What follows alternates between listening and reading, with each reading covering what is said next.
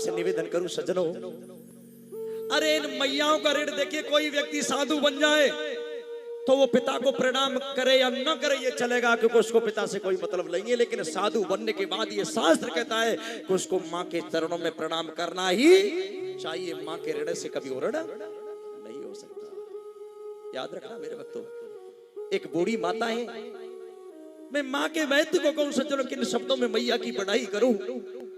एक बूढ़ी माता है, उसने अपने बेटे को पढ़ा करके डॉक्टर बना दिया और वो शहर का सबसे बड़ा डॉक्टर बन गया, आंखों का सबसे बड़ा डॉक्टर है।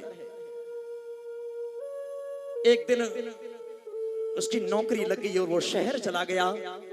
वहीं पर उसने विवाह कर लिया, लेकिन अपनी मैया के पास में नहीं आया, अपनी मां के पास में नहीं आया। ध्यान देना भक्तों, बूढ़ी माँ रोती है, मेरा लाल जरूर आएगा, मेरा लल्ला जरूर आएगा। बूढ़ी मैया रो रही है।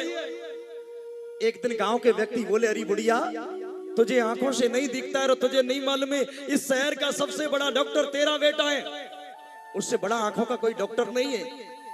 अरे चली जा, अपने बेटे का इलाज करवा ले, अपने बेटे से इलाज करवा ले।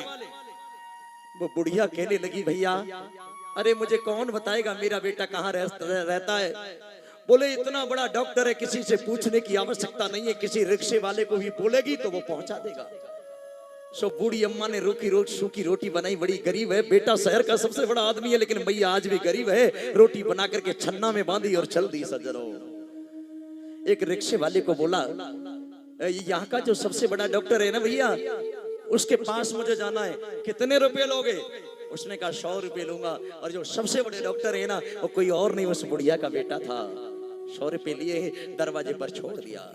ये अपनी केबिन में बैठा हुआ था, मैया अंदर गई, दरवाजे को खोला, बोले अरे माँ, ओ माँ, तू यहाँ कैसे आई? पहचान भी नहीं रहा। माँ, अरे तू कैसे आई? मेरी इंसल्ट करवा दी। बोलो, कह रहा मेरी इंसल्ट करवा दी, बेइज्जती करवा दी। माँ तू कैसे आई?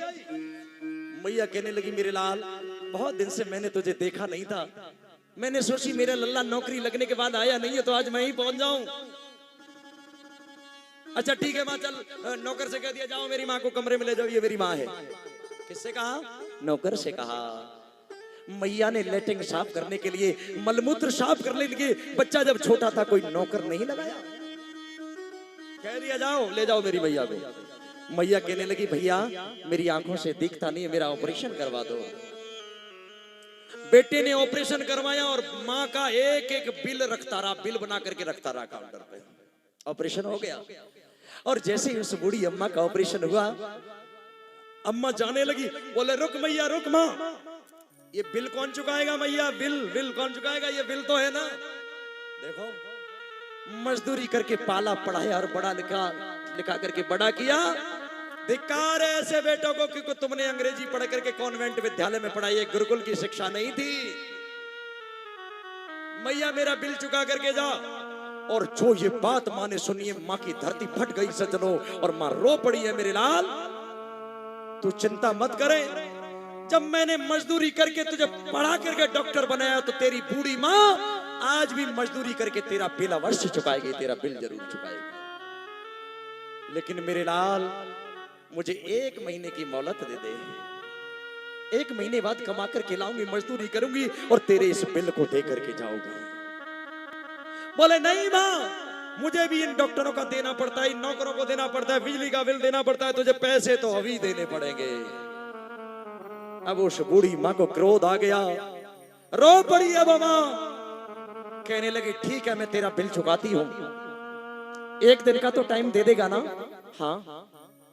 दौड़ पड़ी है वो माँ, गांव के लिए नंगे पैर दौड़ के गई है और जो झोपड़ी थी उस माँ ने उस झोपड़ी को बेच दिया। क्या बेचा? संपत्ति पढ़ाने में बिक गई, पति है नहीं, मजदूरी करके पेट को भर रही है और आंखों के इलाज में वो झोपड़ी बिक गई। सज्जनों लौट करके आई है, लौट के आई, कहा ले मेरे लाल, ये मैं तेरा बिल लेकर के आई हूं, अपना पैसा पूरा कर ले। लेकिन अब तू ये बता कि मेरा बिल कब चुकाएगा? बोल, तुझे मेरा बिल भी चुकाना पड़ेगा। क्या मतलब?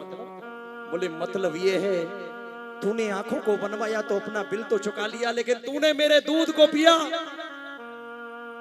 9 महीने मैंने तुझे दुग्ध पान कराया, दूध पिलाया, तेरी सफाई करी, पढ़ाया लिखाया, पेशाब कर देता था तो मैं उस पेशाब में लेटती थी, तुझे सूखे में सुलाती थी। अब बता मेरे लाल, वो मेरा दूध कहां से लाएगा?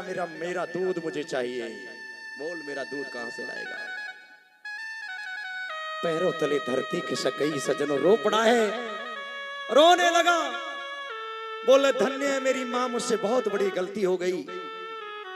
अरे ये बूढ़ी माता और पिता मजदूरी करके 10 बेटों को पाल देते हैं, लेकिन 10 बेटों से मिल करके एक माँ बाप पाले नहीं जाते। धिक्कार है ऐसे बेटों को, धिक्कार है ऐसे बेटों को। चरणों में लेट गया, कहने लगा चल तू, अब मेरा बेटा नहीं है, संपत्ति भी चलेगी, परिवार भी चला गया, और जिसमें मैं रहती थी वो झोपड़ी भी चली गई। ये बेटों का व्यवहार है। सत्संग में जाना, कीर्तन करना, सेवा करना, लेकिन जब तक बूढ़े माँ बाप की सेवा नहीं करोगे तो तुम्हें कोई पुण्य प्राप्त नहीं होगा। याद रखना मेरे भक्तों, मैया रो पड़ी है, रो करके अपने घर के लिए चल दी थी। ले अपना बिल, मैं तुझे बिल देती हूँ, जा तू, मेरा बिल तो मेरे लाल तुझे चुकाना पड़ेगा। अब नहीं चुकाएगा तो अगले जन्म में जाकर के चुकाएगा, मेरा बिल तो तुझे चुकाना ही पड़ेगा। वो बूढ़ी मैया रो करके चलती है सजरों, घर आ गई, अब घर भी नहीं है, मजदूरी करती है, कभी कहीं सो जाती है, कभी कहीं सो जाती है। धिक्कार है ऐसे बेटे को। इसी तरह से इस माँ की ममता को कोई जान नहीं सकता सज्जनों। अच्छा, एक प्रार्थना करूं आप सभी से। आपने ब्रह्मा जी को देखा है? बोलो। विष्णु जी को देखा है? महेश को देखा है? मैंने देखा है। अब मेरी बात आपको बड़ी बुरी और अटपटी लग रही है। बोले कैसे देख लिया? ब्रह्मा जी क्या करते हैं? बोलो जरा, क्या करते हैं? सृष्टि को बोलो पैदा करते हैं कि नहीं? अगर ब्रह्मा जी को देखना है तो उस माँ में देखो, माँ को देखो, माँ ने तुम्हें पैदा किया कि नहीं? बोलो। तो माँ कौन हुई? बोलो। ब्रह्मा हुई कि नहीं हुई? विष्णु जी क्या करते हैं? पालन। बोलो, उस पिता ने और माँ ने पालन किया कि नहीं किया? तो पिता माँ बाप कौन हुए? विष्णु। और महेश क्या करते हैं? श्रृंगार करते हैं। माँ बाप अपने बेटों की बुराइयों का श्रृंगार करते हैं। तो बोलो, माँ बाप महेश हुए कि नहीं हुए? सब कुछ देखना है, ब्रह्मा विष्णु महेश देखना है, तो इन माँ बापों में देखो, बूढ़े माँ बापों में देखो, बूढ़े माँ बापों में देखो, प्रणाम करो, दर्शन करो, इससे बड़ा कोई धर्म नहीं होता।